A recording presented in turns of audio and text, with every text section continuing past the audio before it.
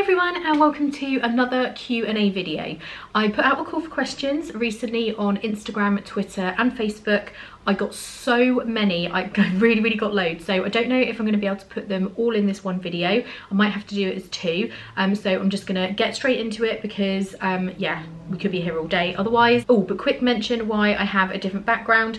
The reason I use this is purely because it matches my new rose gold ears, which Becky made me. I think these are amazing. Sorry, she's not selling them on Etsy or anything. She just made them for me, but I love them and I felt like I needed to match my background. Anyway, Instagram questions. So first up, Holly Dunlop X says, "Hi Victoria, I love your channel, thank you. What would your advice be for someone who suffers with anxiety? I go next May and I'm really nervous with crowds and traveling, etc."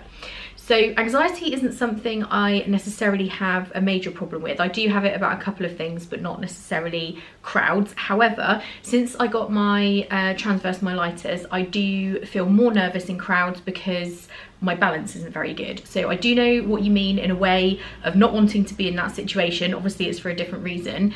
The main thing that I would say is to be careful at very peak times of the day. So the main one would be in the evenings. If there's been a fireworks show or something, there will be people absolutely everywhere and everyone will be kind of herding towards the exit at the same time. It's those kinds of situations that I would really try and avoid because they can feel quite stressful, and as you make your way to the buses or the monorail, same thing, there will just be people all over the place. So maybe if you have watched a fireworks show, make sure you stand somewhere where you can move away, so don't be kind of right in the middle of the crowds, and then when it's finished you can kind of just go off, maybe wander around a little bit, look at some of the merchandise in the stores.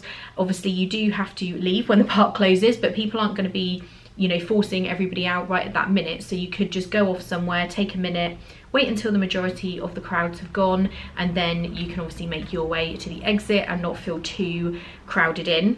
I'm trying to think of other situations where it's super crowded. If you go to Epcot during one of the festivals, Food and Wine or Flower and Garden, something like that, if you're there on a Saturday, especially like in the evening, actually Friday or Saturday evening really, you know, those kind of peak times, you will find Around the World Showcase does again feel very crowded, so perhaps avoid, you know, that kind of situation. And parades as well, so in the Magic Kingdom at parade time, again you will have an awful lot of people in one place, so maybe just think ahead about some of the situations like that where there will be a lot of people around, and try and avoid those if you can. Not necessarily avoid them altogether, but like I said, just make sure you can, you know, get away and not feel completely overwhelmed by all of those people. Next up, Low Cost Laura says, "Would you always choose to fly Norwegian now, unless you find a super bargain elsewhere, of course?" I do love flying with Norwegian, and generally the reason is because they are the best deal. Usually that is what I'll go for. So Kate and I are flying with BA in November just because they were the cheapest. I'm quite happy with Virgin or BA or Norwegian, and if there was another airline, I'm quite happy to give anything a try really. So yeah, I do base my decision of who to fly with based on cost. So Phoebe Walton says, "What's your fave picture spots in Magic Kingdom?" Other than the castle, obviously, because you've got to have your castle pictures with that in the background. I also like the purple wall, which is just between Tomorrowland and as you come around to the hub. I also like the wall by the Rapunzel restrooms. I know that's a bit weird taking photos near a restroom, but there you go. And I also just really like, I think the Magic Kingdom is nice for photos round by Splash Mountain and Big Thunder Mountain, especially when it's getting to nighttime. You can get some really good pictures around there, where you've got the Liberty Bell riverboat as well, that's amazing. And I also really like to take photos around the new hub area, so if you want to head over to Instagram, you can see a lot of the photos I've taken around by the hub. I'm Disney in Detail on there as well, so you can go and check those out. Mum of 3 AMC says, "How do you keep your makeup looking so fresh through the Florida heat?" So a couple of things. I do have a whole video on this where I show you how I do my makeup for Florida, so I will link that below.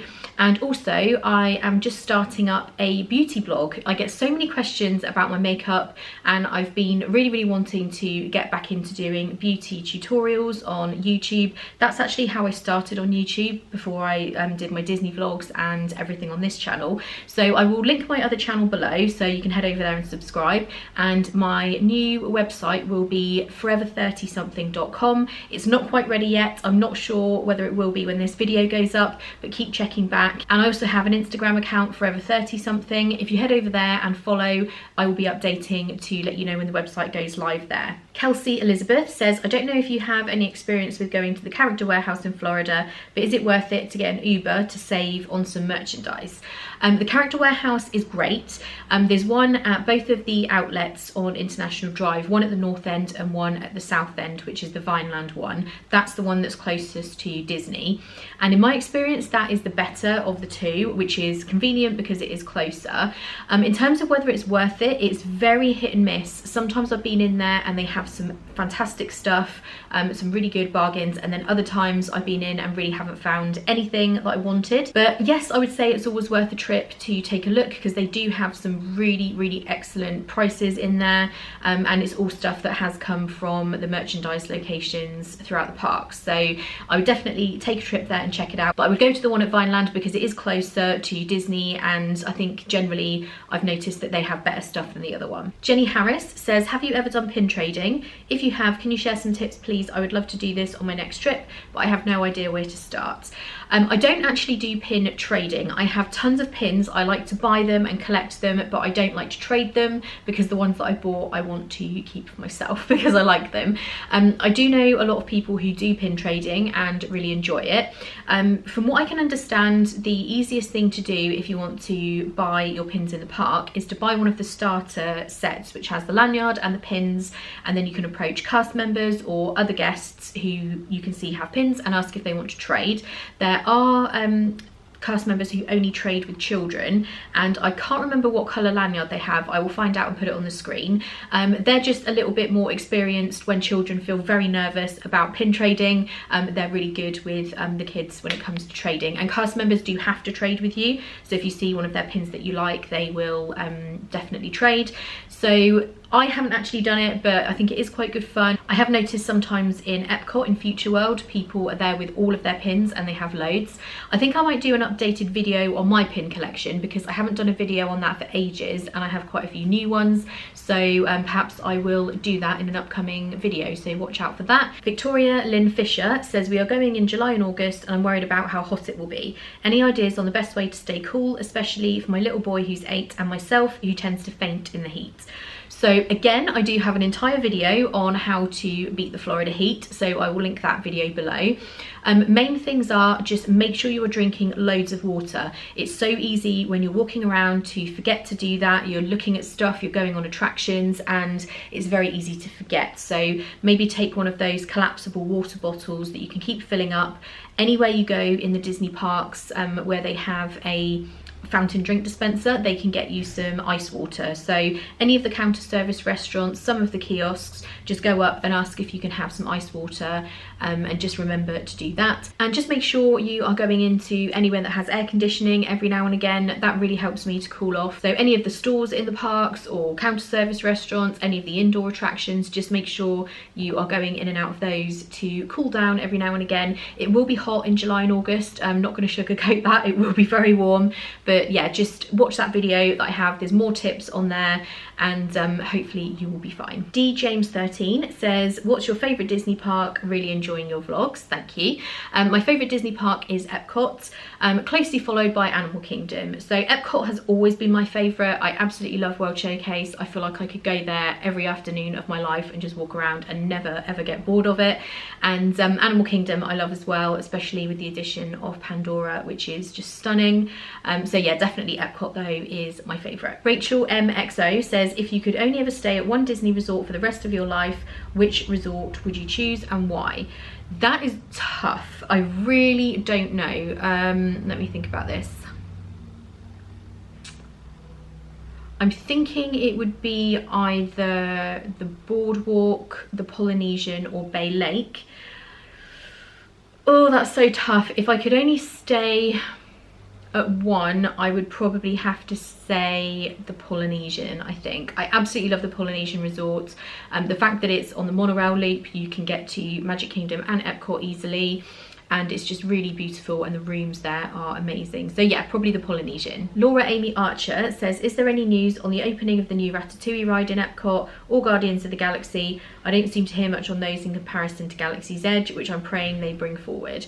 I can't wait for Galaxy's Edge either. I'm so excited. As for the Ratatouille ride or the Guardians of the Galaxy ride, I actually haven't heard much either. I know the Guardians of the Galaxy ride is well underway construction wise. There is a video out there somewhere where you can see an aerial view of all the construction they're doing, and that did seem to be coming along, so that's obviously happening. In terms of the Ratatouille ride, I think that's going to be set kind of behind the rest of the stuff in the France Pavilion that's already there, so you can't really see anything going on. For some reason, when they announced it, I thought that the movie that you can watch in France, Impressions de France I think it's called, I thought that was going to be going away for the Ratatouille ride, but I think that was still open when I was last there, so I'm not sure, to be completely honest, but I'm really excited about both of those. I think Ratatouille is a really underrated Disney movie, and Guardians of the Galaxy I love, and I do think that will be an addition that's badly needed in Epcot to bring that kind of attraction there. So yeah, I'm really excited for all of those things. Poppy Markham, it says, have you ever done a Disney after hours night?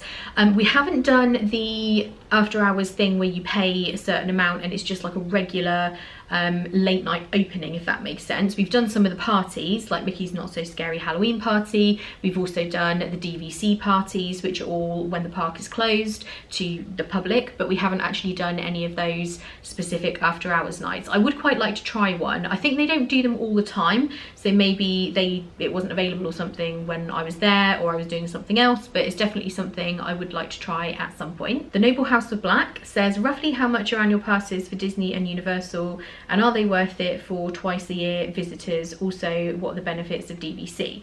So DVC, like I said, I'll get into in another video. In terms of how much annual passes cost, I don't know off the top of my head. I will try and put it below in the description box. I will find out the current pricing. I know Universal, I want to say it's around £250 for the seasonal pass, which is such a good deal, and for me it's a total no-brainer. When you look at the cost of a 14-day ticket, it makes total sense to get the seasonal pass. Disney is more expensive, but like I say, I'll try and put it in the description box below. And in terms of whether it's worth it if you visit twice a year, I think generally yes. If you look at the cost of two 14-day tickets for two separate trips and the annual pass, then it does make it worth it, and obviously then you don't have to pay parking if you're renting a car, and you do get 20% discount on all merchandise, and there are some dining discounts as well. So yes, if you're going twice a year, generally the annual passes are worth it. Kirsty Rose says, not sure if you have covered this before, what got you into the tradition of going to Disney? Did Ian like Disney before you were together, or is it something you got him into? So I do have a video, I feel like this is how I answer every question, on my kind of story about how I started going to Disney, so I will link that below. Ian wasn't into going to Disney before I met him. He had been once when he was about 8, I think. So it's quite a long time ago, and obviously I already loved it and had done since 2002, and our first trip together was 2011, and he obviously loved it and still loves to come with me. He does like to still go on vacations elsewhere, and so do I. I still enjoy other vacations, but yeah, Disney is definitely my favourite place to go. Elaine Fergie says, hi Victoria, can you park at any of the Disney hotels if you have a breakfast reservation and park your car there all day? The official answer to that is no, you cannot. In theory, if you go for breakfast and park your car, you could then go off and go into a park. It is very frowned upon. That's all I'm saying. So I am not going to tell anyone to do it or not do it, but yeah, that's the official answer is no, and the unofficial answer is that it's very frowned upon. Amy2819 says, do you know how the DVC rental points work? Would you recommend a non-DVC member doing it this way? So we have rented other people's DVC points before, and it's always been absolutely fine. It actually does work out quite well if you are wanting to stay in the deluxe accommodation, you're not bothered about dining plan, or perhaps you already have park tickets and you don't want a package, then it can work out quite well. It's not cheap necessarily, like it probably wouldn't work out cheaper than staying in a value or a moderate resort, but if you do want to stay in a deluxe, it generally can be cheaper to rent points than it is to pay. There's a few different companies that do rent points. I know David's DVC Rentals is a good one. I know people who have used that. I have rented points from DVC members through the DIB. So the DIB is a forum I use, and there is a section on there where DVC members rent their points out. Now, the only thing I will say about it, and obviously because I don't want to recommend it on this basis, there is an element of trust there. I don't think there's any kind of contract. We didn't have anything like that, so we obviously paid somebody money, and you are putting your trust in them to book the accommodation and everything. I have never heard of anyone having a problem, so I don't want to make that sound like it's dodgy or anything. It absolutely isn't, and we've done it that way. But just be aware that a company like David's DVC Rentals, that is different because it's a specific company who handle it, and the DIB is just, you know, the owners renting out their points directly. So those are the two ways to do it. But yeah, I would recommend it. We've done it before and it works really well. Alice's Art Adventures says, what are your favourite resorts to hop to? So definitely the Beach Club and Boardwalk when I'm at Epcot. If you're at Epcot and you're hot, you're tired, and you're just kind of done with walking around, the Beach Club is just through the International Gateway, which is between the UK and France pavilions, and it's very, very close just to go in, get some air conditioning, sit down, maybe have a drink or something, and just get away from it all. And I really, really love going to the Polynesian. I also like going across to Wilderness Lodge during the day when I'm at Magic Kingdom, just to really relax there. And I also love going to Animal Kingdom Lodge because the lobby is so impressive and it's really comfortable to just sit around in there, and it's not that far from Animal Kingdom. So again, if you're kind of done in the parks, feeling a little bit exhausted, then I would always go across to Animal Kingdom. That's really, really great. And also, coming from the UK, when you book fast passes and ADRs, what time do you book them at if you want to book on the dot 180 days out? I can't seem to find out the time, if the time difference matters. So when it comes to booking fast passes and ADRs, the booking window opens up at 7 AM Eastern. So in the UK, that's going to be 12 PM, so at noon. Occasionally I've known it to open up a little bit before that, but generally it doesn't. I recently helped my friend do her fast passes and it was at 12, but usually I do check at 11 just to make absolutely certain, because on 1 or 2 occasions I think I have been able to book them a little bit earlier, but usually it is 12 PM. Becky Burke says, can you go to restaurants without reservations, say Beaches and Cream? Have you been to Discovery Cove? So yes, you can go to restaurants without a reservation. There are some that it's highly unlikely you will be able to get a table, such as Cinderella's Royal Table in the Magic Kingdom, Ohana, Be Our Guest, places like that.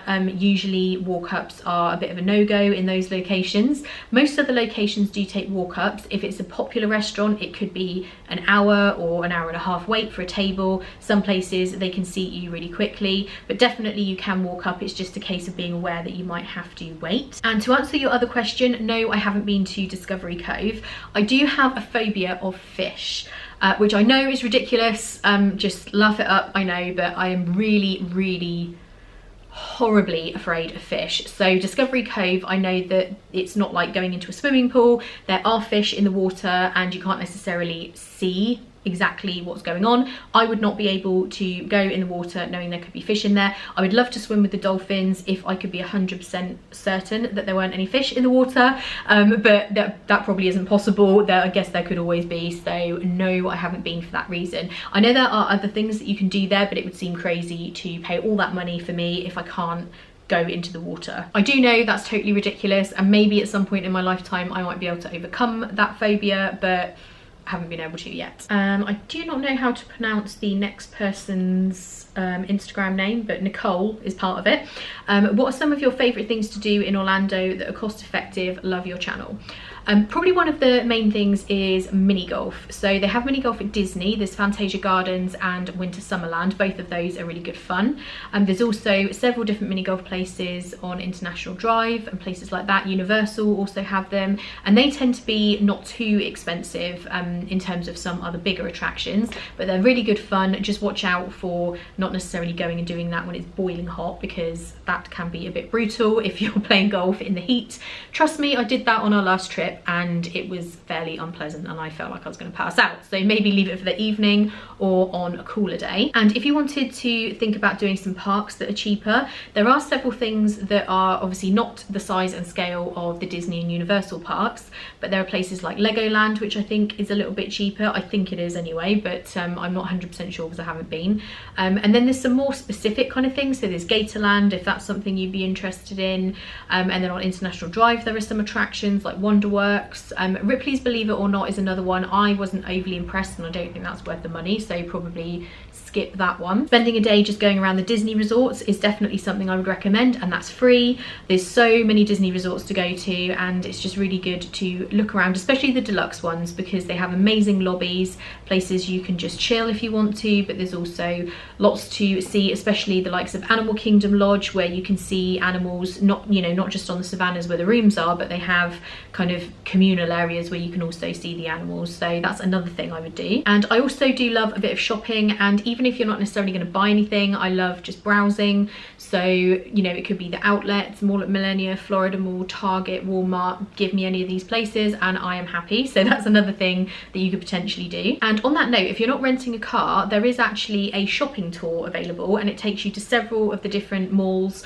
It's like a whole day thing and you get a certain amount of time at each one, but that's really great if you do not have your own transportation. Obviously you could do Uber, but then you are going to have to pay for several throughout the day. I always book stuff like that through Viator, so I will link that shopping tour below if it's still available, because that could be a good option. Like I say, you don't have to spend a ton of money, but it might just be nice to look around these places. And don't forget, there's always the option to just chill and have a day by the pool at your resort. Even if you're not staying at Disney, almost all Orlando hotels have a pool, so just take some time to relax, because that's another free thing to do. It's the Grace Keller says, what do you think are the best and worst Disney resorts? Okay, so best, Polynesian, Bay Lake Tower I absolutely love, although I know that's not for everybody. It's not very well themed necessarily, but I just really love its proximity to the Magic Kingdom and the rooms are really nice there. And I do also love the boardwalk, so those are probably my favourites. In terms of least favourite, probably Caribbean Beach. I have only been there once and it was under construction, so that might be a little bit harsh to make that judgment, but just generally the kind of vibe of it wasn't really my thing. So yeah, probably Caribbean Beach would be my worst. Amelia Cisner says, what is your favourite land? E.g. the lands in MK, countries and lands in Animal Kingdom, different lands, countries in Epcot. So section of the park, I guess, is what you're meaning there. World Showcase, obviously first, because Epcot is my favourite. Pandora in Animal Kingdom I just absolutely love, and in Magic Kingdom I would probably say my favourite is, oh that's tough, it's between Frontierland and Liberty Square. Liberty Square has Haunted Mansion. Ooh, probably Frontierland, I think, in Magic Kingdom. Touch the Sky UK says, loved your recent post about loving your own body. Any chance of a post about your Disney park style? I know your illness caused weight gain, but I think you look fabulous. Thank you. Would love some tips on how you dress, hoping to get some style inspiration. I have been thinking about doing an outfit video. You'll notice in my previous vlogs, some people tend to do like an outfit of the day type of thing, and I haven't done that because like you mentioned in your post, actually, the past couple of trips I have not been feeling at my best, to put it mildly, because I have had obviously issues with weight gain and stuff with the medication I've been on, so I didn't really want to kind of make a focus out of that, but I'm thinking about doing a separate outfit video where I can show you the things that I wear in Florida. So if you are interested in that, give this video a thumbs up and also comment below just saying yes to an outfit video, and then I will know how many people want to see it. Elsa Brogan Norval says, I was wondering how Ian finds driving over in the States, and do you ever drive when over there? Love all the vlogs. Thank you. No, I don't. I hate driving. I've always hated it, even in this country. I've had my license since I was like 18 and I used to drive quite a bit, and I'm kind of fine driving like in my hometown. I don't like driving long distances or anything like that, and I never have. I just really don't like it. So the idea of driving over in the States fills me with horror and anxiety. That would just be my idea of a worst nightmare. So no, I don't drive over there. Ian finds it easy. He has always driven long distances. He doesn't care. He's totally fine with driving, and over in the States he has driven quite a bit on our Disney trips as well as work trips that he goes on, so he's just totally fine with it. And I think it's just a case of getting used to it. At the beginning of the trip you might feel a bit nervous, but by the end of your trip I'm sure it will feel absolutely fine. And another thing that Ian always does is download the maps of the areas that we're going to need on Google Maps, because if you download them to your phone then you don't need to have data, so then you can use your phone as a sat nav. So that's just a tip for anybody who is going to be driving over there, because they can charge you about £70 a week for a sat nav. Remember to take a phone holder for the car, and then you can just use it like that and you don't need to worry about a sat nav, and it won't use your data. Shanice Russell says, what is the most underrated thing in the Disney parks in your opinion? Ooh, that's a tough one. I think in Animal Kingdom, the little walkthrough things that you can do to see the animals. So there's Gorilla Falls Trail, there is Rafiki's Planet Watch, and there's another one which name escapes me at the moment, but basically all of the exhibits where you walk through and see the animals, some people totally miss those because they're running to attractions, which is totally understandable, but there's some really nice things to see there, and it's great to see the animals just kind of roaming around. So I would definitely recommend doing those. I think those are very easily missed. And also in Hollywood Studios, there used to be something called One Man's Dream. I think it's now called Walt Disney Presents, and it's a walkthrough exhibit just talking about Walt's life, and I find that really interesting, just finding out. It literally talks about him from a child all the way through the progress of Disneyland, and then how he came to have the idea for Walt Disney World, and there's just so much information. So I think that's underrated, and a lot of people forget to go and take a look at that. And also in the Magic Kingdom, I would say Mickey's PhilharMagic. Most people do go to that show, I think, but I absolutely love it. One of the main reasons is because of the scene with Aladdin and Jasmine when they're kind of flying around on the magic carpet, and you get to listen to A Whole New World, which is my favourite Disney song, and it makes me emotional every time I see it, but I love that show for that reason. So I would say that's maybe a little underrated and easily missed as well. So that is going to have to be it for this Q&A, I think, because it is getting entirely too long. So I will do a part 2 with all of the other questions that I have. And if you enjoyed this, please give it a thumbs up, and like I was saying earlier, if you want to see a Disney park outfit video of what I wear, also thumbs up and let me know that in the comments. If you're not already subscribed, hit the subscribe button and the bell icon if you want to make sure you get notified of every video that I upload. I upload a video every Wednesday and then a vlog every Saturday. And also don't forget to check out disneyindetail.com, which is my website with loads of articles for planning your Disney trip. As always, I want to thank you guys so much for watching. I hope you're all having a great day, and I will see you in the next video. Bye!